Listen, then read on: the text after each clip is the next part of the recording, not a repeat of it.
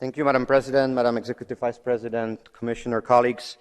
High concentration of market power by a handful of companies is never good for competition. Such business structure deform the market and create barriers to the entry of new companies. Ultimately, that leads to slower innovation, increased costs, and harm to consumers. And that's the theory. But in practice, this is what is happening right now in the global market in digital services. The big platforms quickly strengthen their position, while other companies struggle to compete as there is no real level playing field. The Digital Markets Act will bring solutions to this problem. It will provide a clearer and more predictable framework for businesses, but also for enforcement authorities. We want to prevent big platforms, gatekeepers, from abusing their powers and enable their competitors to innovate and grow.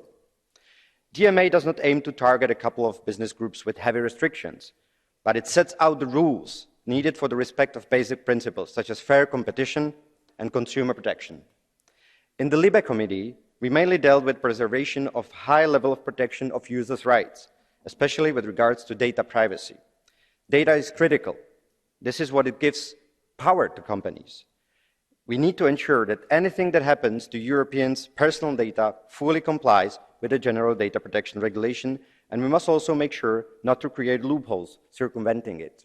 I would like to thank all the shadows and LIBE colleagues that help us to put together the opinion, and wish all the success to the negotiating team headed by Andreas Schwab for the upcoming trialogue on this important piece of legislation. Thank you very much.